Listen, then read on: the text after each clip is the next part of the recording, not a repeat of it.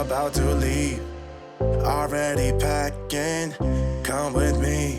I'm not. Hello friends and enemies, welcome back to Happy For Now. It's me, Isabel, with my notebook and the last 10 books I read. I don't remember if I mentioned this or not in a video, but I started my reading journal. I talked about it in my 20 for summer, I think. And here I am, reading a lot of books. I've got my groove back, it feels like, in a good way, and I'm really excited about all the books I just read. Alright, so first up I read The Girl Next Door by Chelsea M. Cameron. This is a sapphic small town romance set in Maine, right off the coast. I think it's set, I don't remember if it's set near where exactly, but it's not like in Portland, Maine. It's, you know, like one of the small, I don't know if you've been to Maine, like one of the small towns you get off on the highway and like go eat lobster in. That's where it's set. It's very, very slow. I gave this book 3 stars. I wanted to love it so much, but it was just so slow. Like, I felt like I spent a good 80% of the book waiting for them to like fully like come together and be in a relationship. Whereas like, I like the journey, but there comes a point at which I want the time with them together as a couple. So yeah, it took a while to get there, which is fine, it happened. So that part kind of made me sad, but I still think it's worth checking out. It is part of the new Karina Adores line.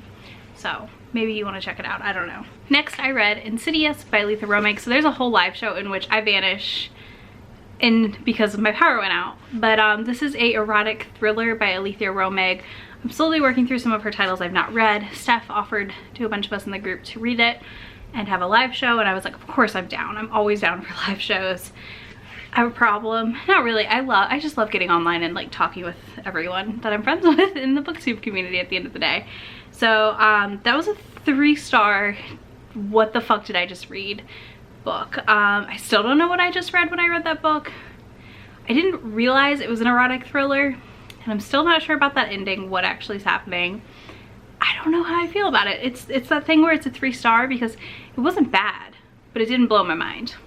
Oh, Insidious, like, content warning, trigger warnings for everything. I honestly can't tell you them because if I do, it's gonna spoil the whole book plot, but go in knowing that this is, yeah, there's a lot happening and it's just bonkers. It's gonna blow your mind.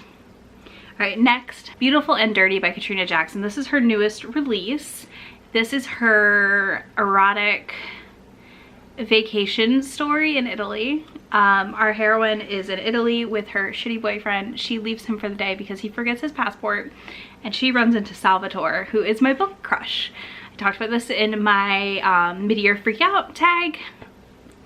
Look, I don't like cheating in books, but it worked for me in this book because you are set up to know that her boyfriend is a piece of crap and that she needs to ditch him. And like, it's not okay, but like, it's so hot. Like, please sign me up. I want a Salvatore. I want a sexy Silver Fox Mafia boy. It was a quick, dirty novella. I really, really liked it.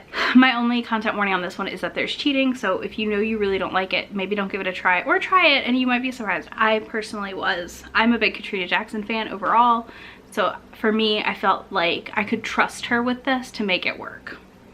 And I need book 2 now. Oh, it is a cliffhanger ending. And I really, really, really, really need book 2. Next we have Budding Romance by Laura Kinsey. This is a Kindle Unlimited novella that I read. This is a sapphic novella. She is a very new author, it appears to me. This is a very short read, very soft, not too explicit. It kind of makes me think of some of the better, how do I say this without being like really offensive? Not offensive, just like, so it kind of reminds me of inspirational romance, or I can't use quote marks, I'm holding my book, clean romance, which I don't believe in clean romance because I just don't think romance is dirty, but it's like a very just like soft and sweet story. I enjoyed it. It was a solid 3-star read. I'm curious to see how her writing grows. This was really fun because it was a gardener, a garden designer, and a girl who's going to run a school for girls, like to teach them stuff. I think it's in the 1800s. It was very fun, very cute, worth a check out on KU. It's only like 60 pages. All right, next I read my first book for my 20 for summer. is Just Mercy by Bryan Stevenson. I listened to this on audiobook. This was a 5-star read. I will say this every time I rate memoirs or nonfictions. Generally speaking, I'm going to give them 5 stars because I do not like to judge someone's life, or I'll give them no rating if I really don't like them. I mean, if there's a problem, I'm gonna say like, there's a problem with this, but it feels weird to rate people's lives or memoirs. But Just Mercy was truly wonderful, and I think it was a great read. It really brought to light some of the justice system stuff that I didn't know about. And you know, people wrongfully being charged and issues in small towns, and thinking about what I can do personally as someone that lives in a small town to help fix the system / dismantle it. Anarchy for life.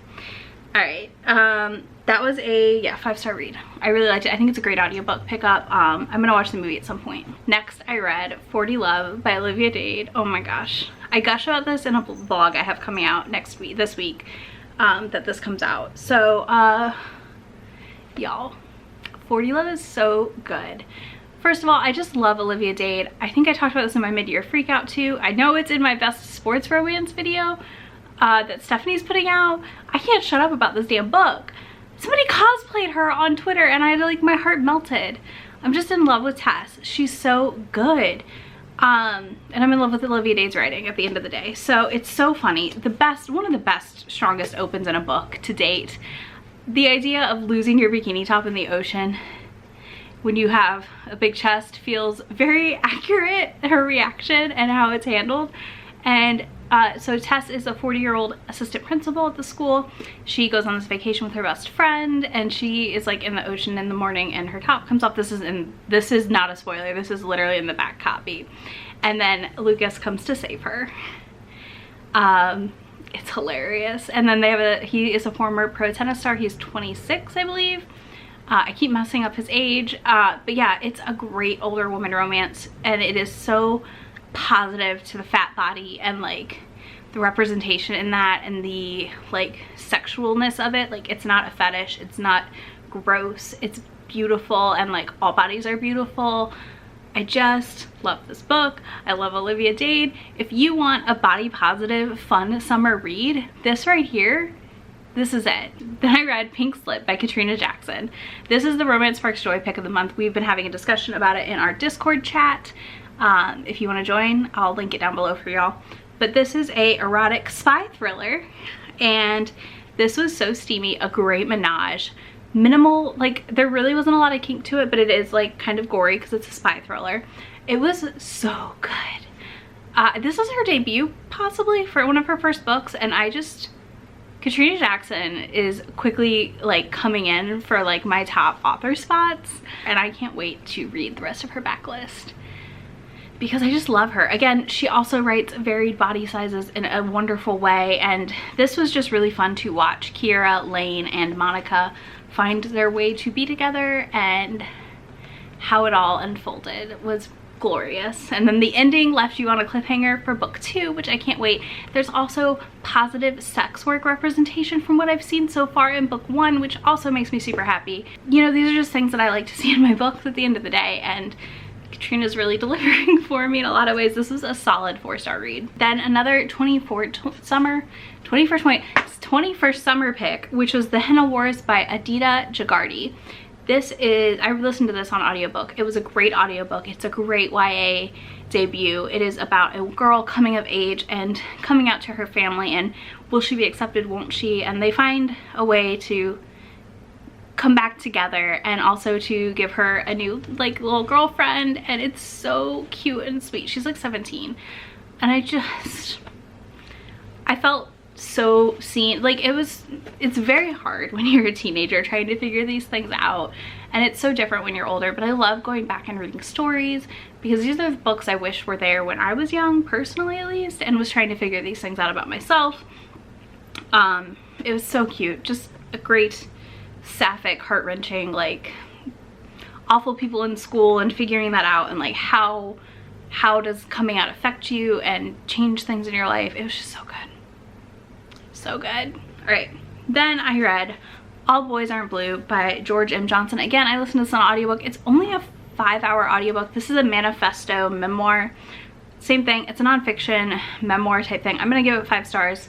It might be like a 4.75 at the end of the day, but I'm just gonna round up because it was coming of age about a gay black man and like figuring out his identity and what it meant and how his family supported him and different people in his family who are also gay. But it also has content warnings in the beginning of it for a ton of stuff, including sexual assault as a child and other things.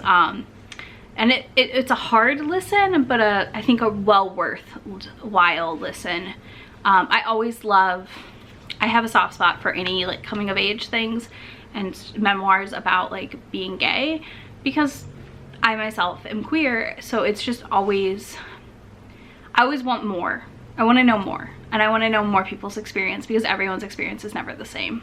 And last but not least, I read Your Dad Will Do by Katie Robert in a total pivot. I was looking for a quick read before the Queer Blackathon started, and then my Kindle died mid-read of this, so that was fun. But yeah, I read this. This is a solid 4-star read. Off the chart Steam fan. Like, holy crap, this book is smoking hot. So this book follows, what is her name? Why did my brain forget that? Hold on. So Lily is cheated on by Max, her fiance, with his secretary. She decides to get revenge. She's gonna do his dad. So she shows up at his dad's house, and his dad Shane and her end up having quite the whirlwind weekend. This book, I had to put this book down at one point when I started reading it because I was like overheating. And then I was reading it in bed and my Kindle died, and I was like, no, but I can't read on my phone at night because it'll keep me awake. So yeah, that's where we were. And then I finally finished it yesterday. Again, I had to stop for a second because it's just so steamy. Like, this book. Look, this is not my thing. I don't really like Daddy Kings at all. Like, it's not my thing. But somehow Katie Robert made it work for me, and I loved this book. I cannot wait for the next Taboo series book. And yeah, what a freaking delight, y'all. Such a delight. Like, so good. Anyways, this was the last book I read. A lot of these will be covered in a reading vlog I have coming out literally this week.